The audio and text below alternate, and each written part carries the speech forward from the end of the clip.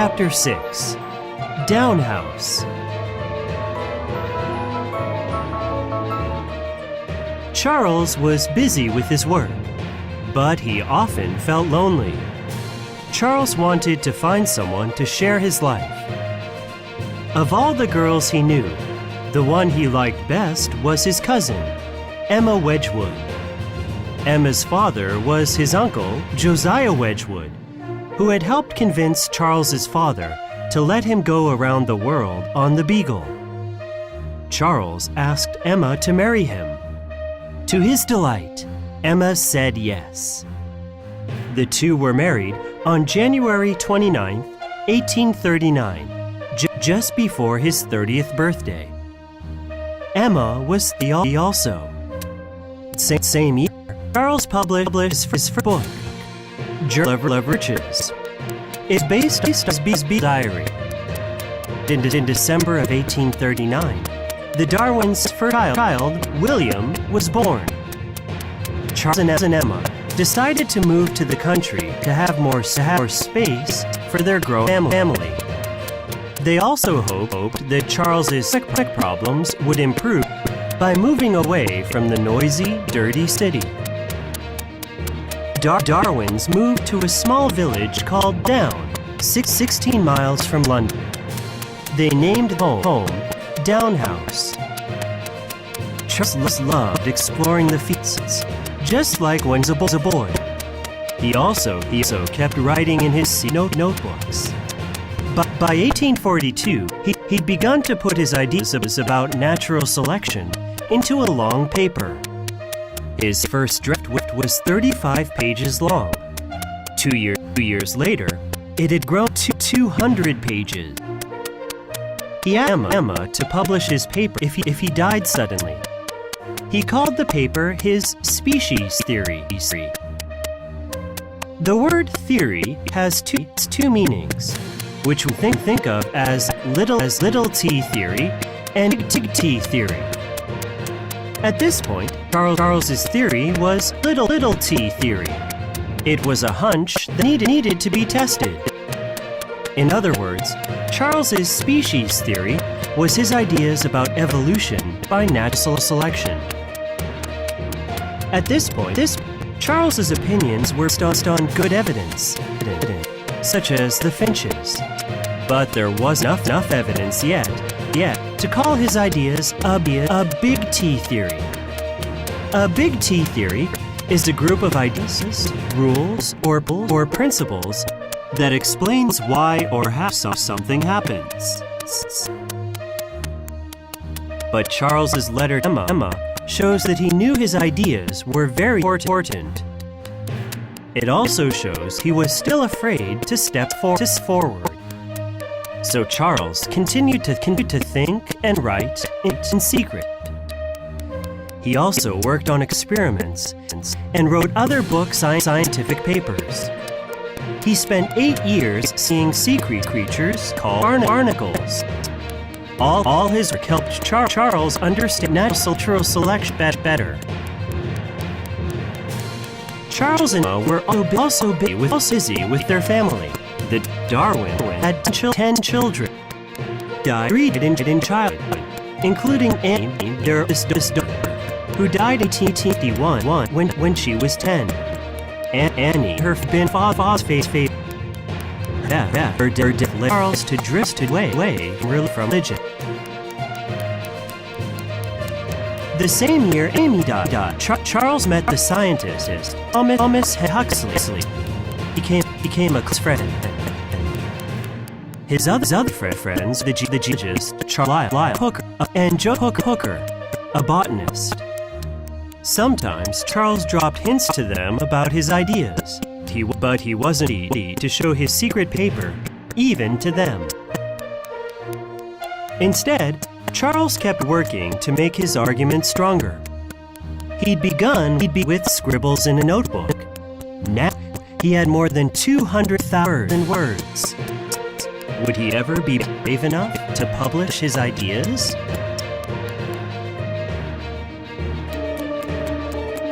Friends and supporters of evolution. belonged to the community of scholars and thinkers. Charles's closest scientist friends were Sir Joseph Hooker, a botanist who made missions to study plants. T.H. Tom Henry 1825 to 18 Darwinist known as Darwin Bulldog. His cousins supported evolution strong sickly in 1818. Send dinosaurs.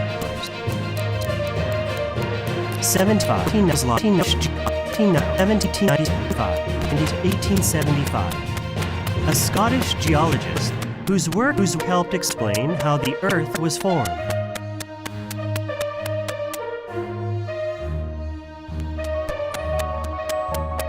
Chapter 7. The Origins of Life.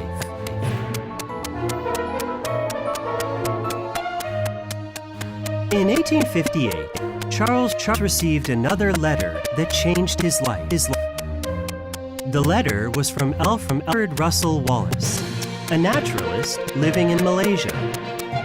With his letter, Wallace sent Charles a paper he hoped Charles might help him publish.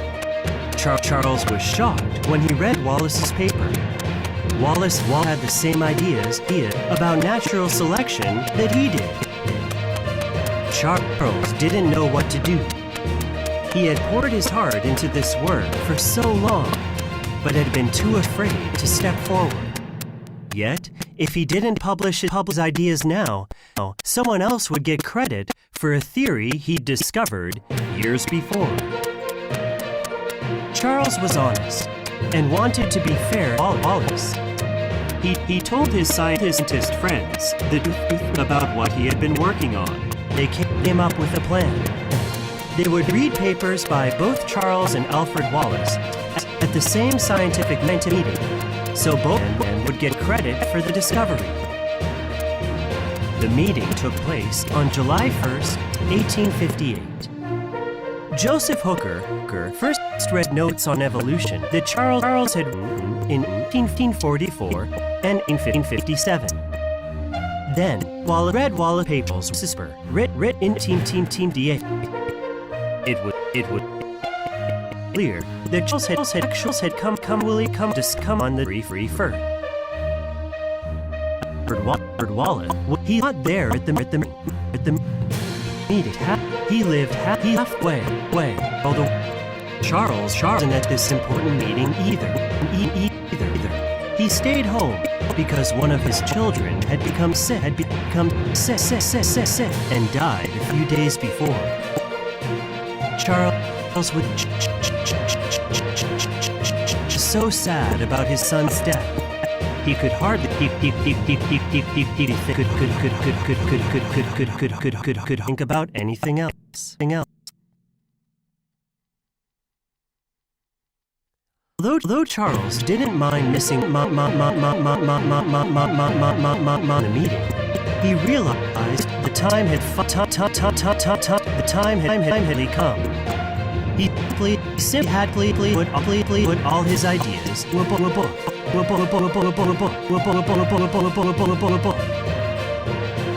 Charles studied for months. He had to write down everything in longhand. There were no computer, or even typewriter. He didn't typewrite then. He didn't use it. He didn't use it either. He sat there, sneeze with a board, sneeze.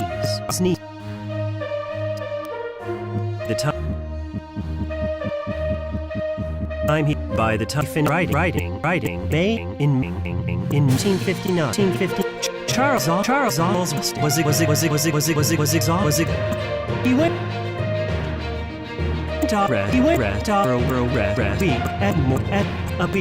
a plate like a. He tried to spy walks. even Charles became curious about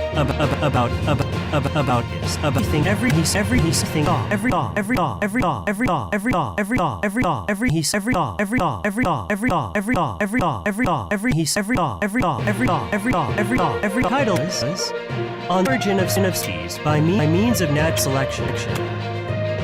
Most will call it the origin of species. It is still considered one of the most important books on science ever written.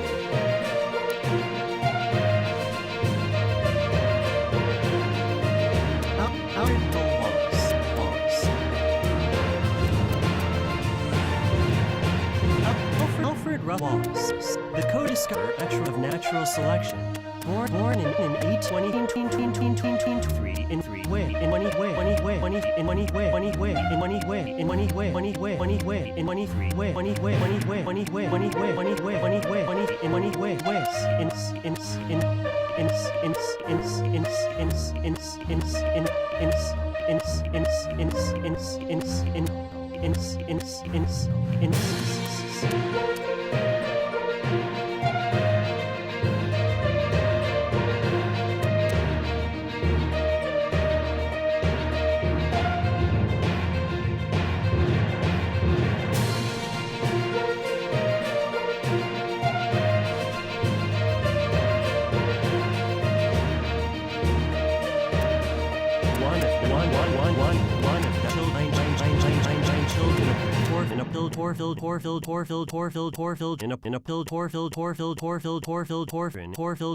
Family.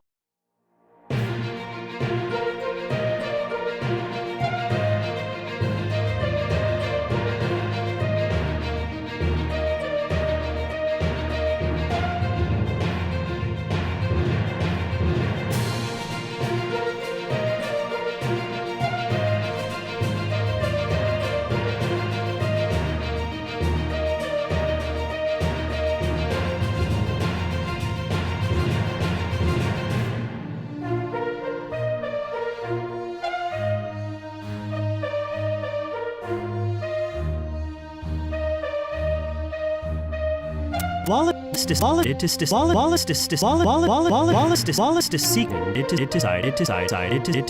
his fortune by selling selling animal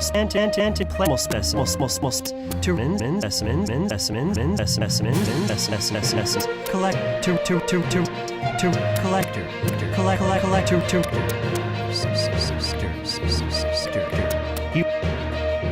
was collect he wrote Asia. He wrote his when he wrote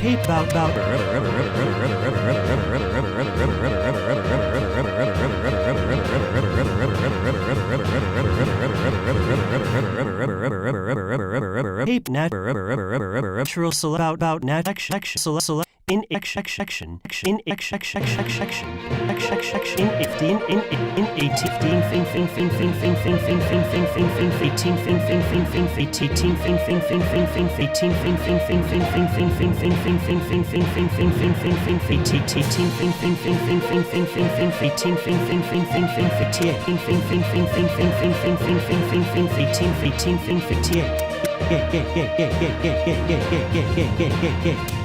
Wallet.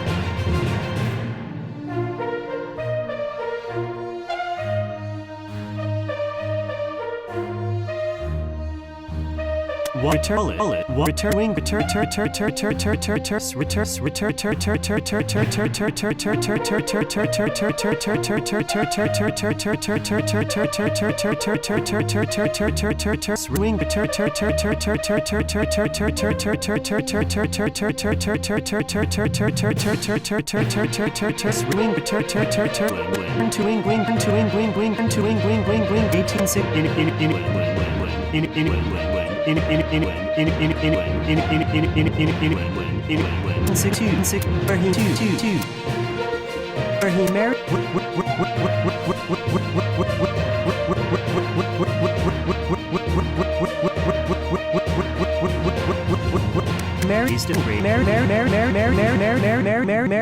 family.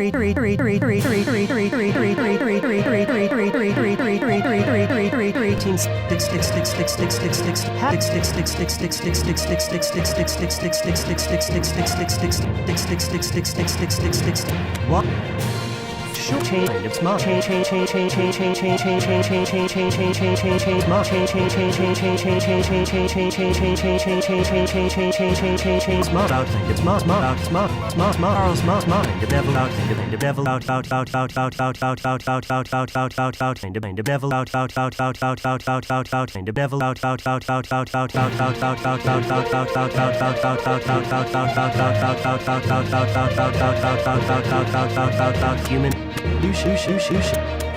Unlike Charles Darwin,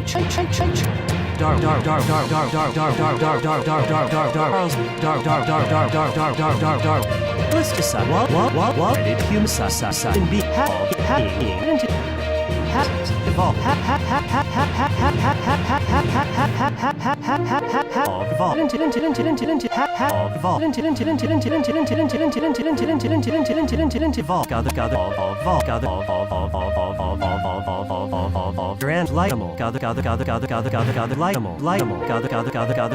their old beliefs upside down.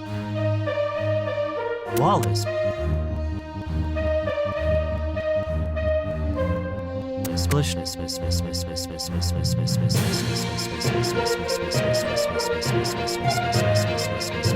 Wallace 1860. Scientists gathered for a meeting in Oxford. Charles was having stomach problems and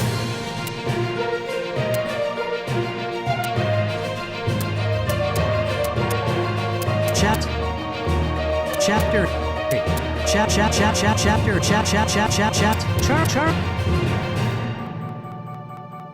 Darwin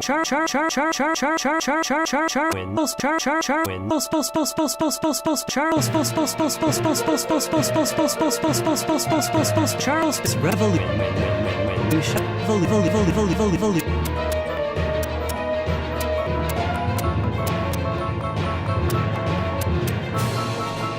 Charles for sure would be a level science, and he was right. He's right. He was the who started it.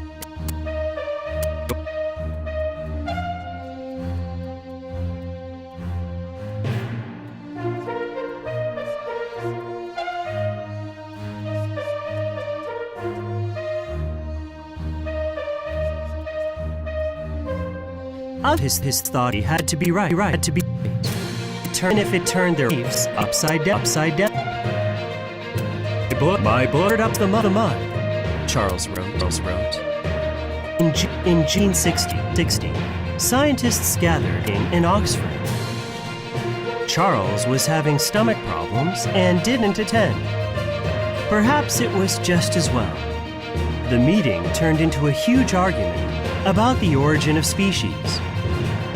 But as time passed, most scientists began to accept the ideas in Charles's book. However, Charles hadn't written much about humans in the origin of species. In 1869, Alfred Russel Wallace told Charles he didn't think natural selection applied to human beings. Charles disagreed. Once again, Wallace was the one who spurred Charles to act. Charles decided to write what he called his Man Book. This book, The Descent of Man, was published in 1871. Although the book took Charles several years to write, it was really the result of his lifetime of work. In ways, writing the book was the most difficult task of all. Many people still felt the only way to explain the existence of human beings was through the Bible. In the Bible, Adam and Eve are created as the first humans, looking as people do today. Charles disagreed. He said human beings were part of the animal kingdom. Humans had evolved just like other species. Many people were outraged. Charles was sometimes drawn in cartoons as a hairy monkey swinging from a tree labeled the Tree of Life. This became the symbol of evolution in people's minds. In later years, Charles suffered ill health, but he kept working. He studied orchids and insect-eating plants. He also wrote his autobiography, mostly for his grandchildren. By this time, Charles was quite famous. People wrote him letters all the time. More than 14,000 letters to or from Charles Darwin still exist. Charles spent his last years surrounded by his family. He published his last book in 1881. It was about earthworms. Perhaps this surprised some people. After all, Charles had written about the origins of all living creatures. Then, he turned to something as small as worms. But that was just like Charles Darwin. He was a true scientist who observed the world carefully, asked questions constantly, and arrived at answers from what he saw. Filled with endless curiosity, he never stopped researching and experimenting. He knew it was possible to learn from even the smallest things in nature. After this book, Charles slowed down. His health grew worse. He died on April 19, 1882, at age 73, and was buried in Westminster Abbey. This is where the most important people in England are laid to rest. Today, Charles Darwin's ideas are considered a cornerstone of